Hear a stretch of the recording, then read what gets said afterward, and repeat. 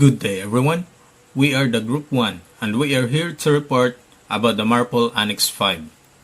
Now, to start, a plastic bottle jump into the ocean takes 450 years to degrade, and aluminum can take 200 to 500, and tin can to 100, according to numbers cited by the IMO or the International Maritime Organization. So the Marple Annex 5, or the Prevention of Pollution by Garbage from Ships. It was entered into force on the 31st of December 1988. It deals with different types of garbage and specifies the distances from land and manner in which they may be disposed of. The most important feature of the annex is the complete ban imposed on the disposal into the sea of all forms of plastics. So the Marple Annex 5 has 9 regulations. The regulation number 1, the definitions. The regulation number 2, applications. Regulation number 3, the disposal of garbage outside special areas. And the 4, special requirements for disposal of garbage. And the regulation number 5, disposal of garbage within special areas. And the regulation number 6, exceptions. Regulation number 7, reception facilities. Regulation number 8, Port State Control on Operational Requirements. And lastly, the regulation number 9, placards, garbage management plans, and garbage record keeping. The regulation number 1, the definition. For the purposes of this annex, garbage means all kinds of victual, domestic and operational waste, excluding fresh fish and part thereof, generated during the normal operation of the ship and liable to be disposed of continuously or periodically except those substances which are defined or listed in other annexes to the present convention. So, the food waste. The food waste are any spoiled or unspoiled victual substances such as fruits, vegetables, dairy products, poultry, meat product, food scraps, food particles, and all other materials contaminated by such waste generated on board ship, principally the galley and dining areas. The regulation number 2, the application. The provision of this annex shall apply to all ships. Alright, so next will be the Marple Annex 5, Regulation 3. So the Regulation 3 is all about disposal of garbage outside special areas. Alright, so subject to provisions of Regulation 4, 5, and 6 of this annex. So the disposal into the sea of all plastics, including but not limited to the synthetic ropes, synthetic fishing nets, plastic garbage bags, and incinerator ashes from plastic products which may contain toxic or heavy metal residues is prohibited. Alright, so the disposal into the sea of the following garbage shall be made as far as practicable from the nearest land, but in any case is prohibited if the distance from the nearest land is less than 25 nautical miles for the dunnage, lining, and packing materials which will float. So which means that materials that will float, it needs to have more than or will not be less than 25 nautical miles from the land. Alright, and also 12 nautical miles, yes, 12 nautical miles for food waste and all other garbage, including paper products, rugs, glass, metal bottles, crockery, and similar refuse. Alright, so the example that I mentioned a while ago is it only needs for about 12 nautical miles. Alright. Also, disposal into the sea of garbage specified in subparagraph of this regulation may be permitted when it has passed through a communicator or grinder and made as far as practicable from the nearest land, but in any case is prohibited if the distance from the nearest land is less than 3 nautical miles. Such comminuted or ground garbage shall be capable of passing through a screen with openings no greater than 25 nautical miles. Alright? So, when the garbage is mixed with other discharges having different disposal or discharge requirements, the more stringent requirements shall apply. Alright, so yes. So, in Annex 5 Regulation 3, it mentions the distance of a specific substance or a material. So, more than 25 nautical miles for dunnage, lining and packing, and also the materials which will float, it needs the required distance will be about 25 or more nautical miles. Alright, 25 nautical miles. Yeah? And the other one will be the food waste and all other garbage, including paper products, rag glass, metal bottles, crockery, and similar refuse. The substances that I mentioned a while ago, the distance required is 12 nautical miles for them. Alright? So that will be the MARPOL Annex 5 Regulation 3. So now let's proceed to Regulation 4. Alright? Regulation number 4. The special requirements for disposal of garbage. Number 1.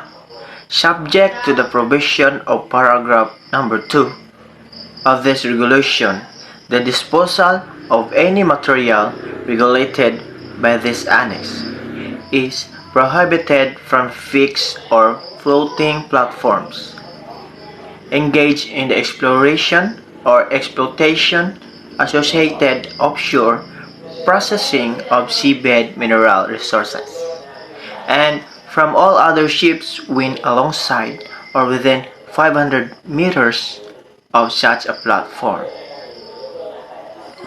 Number 2. The disposal into the sea of food waste may be permitted when they have been passed through comminutor or grinder from such fixed or floating platform located more than 12 nautical miles from land, and all other ships when alongside or within 500 meters of such platform. Such comminuted or ground food waste shall be capable of passing through a screen with opening no greater than 25 millimeter. Regulation 5. Disposal of garbage within special areas. Number 1. For the purposes of this annex, the special areas are the Mediterranean Sea area, the Baltic Sea area, the Black Sea area, the Red Sea area, the Gulf area, the North Sea area, the Antarctic area, and the wider Caribbean region, including the Gulf of Mexico and the Caribbean Sea, which are defined as follows. So, the Mediterranean Sea area means the Mediterranean Sea proper, including the Gulfs and seas therein with the boundary between the Mediterranean and the Black Sea constituted by the 41 degrees north parallel and bounded to the west by the Straits of Gibraltar at the meridian 5 degrees 36 minutes west. The Baltic Sea area means the Baltic Sea proper with the Gulf of Bothnia and the Gulf of Finland, and the entrance to the Baltic Sea bounded by the parallel of the Sco in the Skagerrak at 5,744.8 minutes north. So the Black Sea area means the Black Sea proper with a boundary between the Mediterranean and the Black Sea constituted by the parallel 41 degrees north. The Red Sea area means the Red Sea proper, including the Gulf of Suez and Aqaba, bounded at the south by the ramp line between Ras Sea and 12 degrees 28.5 minutes north and 43 degrees 19.6 east, and Has Murad 12 degrees 40.4 minutes north and 40 degrees 30.2 east.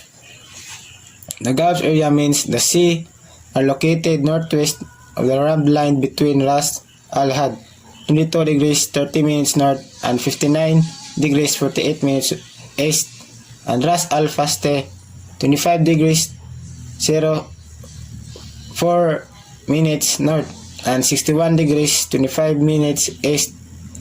So the North Sea area means the North Sea proper including seas therein with the boundary between the North Sea southwards of the latitude 62 degrees north and eastward of longitude 4 degrees west. So the Skagerrak, the southern limit of which is determined east of the scope by latitude 57 degrees 44.8 minutes north, and the English Channel and its approaches eastwards of longitude 5 degrees west and northwards of altitude 48 degrees 30 minutes north. The Antarctic area means the sea area south of latitude 60 degrees south. The wider Caribbean region as defined in Article 2, Paragraph 1 of the Convention of the Protection and Development of Marine Environment of wider Caribbean region. Cartagena de Indias 1983 means the Gulf of the Mexico and Caribbean Sea proper, including the bays and seas therein, and the portion of the Atlantic Ocean with a boundary constituted by the 30 degrees north parallel from Florida eastward to 77 degrees 30 minutes west meridian. Then sa rammed line to the intersection of 20 degrees north parallel and 59 degrees west meridian. Tens a rammed line to the intersections of 7 degrees 20 minutes north parallel and 50 meridians. Tens a rammed line drawn southwesterly to the eastern boundary of French Guiana. So these regulations citing the special areas and where prohibits the discharge of all garbage into the sea. So they classify and determine the area where they dispose the garbage in the sea areas. So that's all, and I am Nel Baterna. Thank you. Regulation 5. Disposal of garbage within a special area. All other garbage, including paper product, rag, glass, metal, bottle, cookery, dunnage, lining and packing materials. B. Except as provided in subparagraph C of this paragraph. Disposal into the sea of food waste shall be made as far as practicable from land, but in any case not less than 12 nautical miles from the nearest land. C. Disposal into the wider Caribbean region of food waste which has been passed through a commuter shall be made as far as practicable from land, but in any case not less than 3 nautical miles from the nearest land. Such commuted or ground food waste shall be capable of passing through a screen with opening no greater than 25 millimeters. 3. When the garbage is mixed with other discharge having different disposal or discharge requirements, the more stringent requirements shall apply. 4. Reception facility with special area. The government of each party to the convention, the coastline of which borders a special area, undertake to ensure that as soon as possible in all port with a special area adequate reception facility are provided in accordance with Regulation 7 of this annex, taking into account the special need of ship operating in these areas. B. The government of each party concerned shall notify the organization of the measure taken pursuant to subparagraph A of this regulation. Upon receipt of sufficient notification, The organization shall establish a date from which requirements of this regulation in respect of the area in question shall take effect. The organization shall notify all parties of the date so established not less than 12 months in advance of that date. C. After the date established, ship calling also at port in this special area, as where such facility are not yet available, shall fully comply with the requirements of this regulation. 5. Notwithstanding paragraph 4 of this regulation, the following rules apply to the Antarctica areas. The government of each party to the convention at those port ship departs route to arrive from Antarctic areas undertake to ensure that as soon as practicable adequate facility are provided from the reception all garbage from all ship without causing undue delay and according to the needs of the ship using them. B. The government of each party to the convention shall ensure that all ships entitled to fly its flag before entering the Antarctic areas have sufficient capabilities on board to the retention of all garbage with operating in the areas and have concluded arrangement to discharge such garbage at a reception facility after leaving the area. So, Regulation number 6, Exceptions. Regulation 3, 4, and 5 of this annex shall not apply to. So, A. The disposal of garbage from a ship necessary for the purpose of securing the safety of a ship and those on board or saving life at sea. So means that's why garbage disposal is very important to make the ship free from any harm factors that could lead the people, marine animals, and including the ship safe to operate. Next is the letter B. The escape of garbage resulting from the damage of to a ship or its equipment, provided all the reasonable precautions that have been taken before and after the occurrence of the ships for the purpose of preventing or minimizing this escape. So if we take the spacing garbage before and after of the occurrence of the damage, this will minimize or prevent any damage of the ship. And lastly, the letter C, the accidental loss of synthetic fishing nets, provided that all reasonable precautions have been taken to prevent such loss. So means always watch the equipments present in the ships, such as the synthetic fishing nets, in order to avoid accidental loss. And that's all for the regulation number 6. Thank you. MARPOL Annex 5 Regulation 7 Reception Facilities. Number 1. It contains the government of each party to ensure the provision of facilities, and also contains undue delayed needs of the ship. Number 2. This topic shows that all governing parties shall notify the organization of the safety transaction. Regulation number 8. Number 1. A ship in a port of another party is subject to inspection by officer duly authorized by such party concerning operational requirement under this annex. Where there are clear grounds for believing that the master or the crew are not familiar with the essential shipboard procedure related to the prevention of pollution by garbage.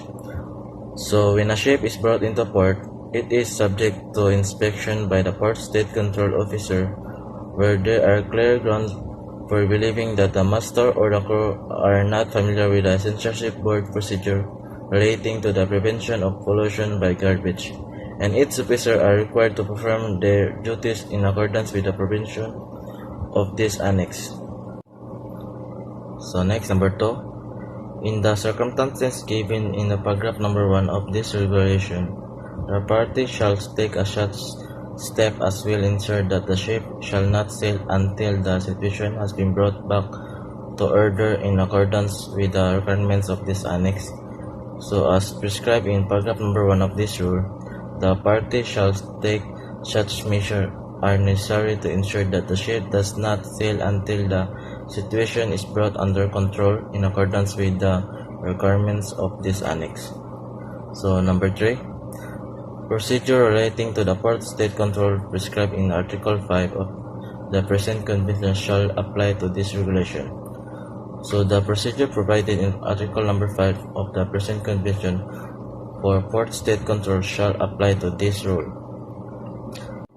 So lastly, number 4, nothing in this rule shall be construed to limit the rights and obligation of a party carrying out control over operational requirements specifically provided for the present convention. So nothing in this rule shall be considered to affect a party rights and responsibilities under the present convention operational requirements. Good day, sir. Good. I'm Cadet Kyle Biloso. I'm going to report the 3 parts of Regulation 9 MARPOL Annex 5. The first part, letter A, every ship with an overall length of 12 meters or more must display placards informing the crew and passengers of the disposal requirements of Regulations 3 and 5 of this annex as applicable. Letter B, in the first part, the placards must be written in the working language of the ship's crew and for ships traveling to ports of offshore terminals under the jurisdiction of other parties to the conventions in the language of the destination country.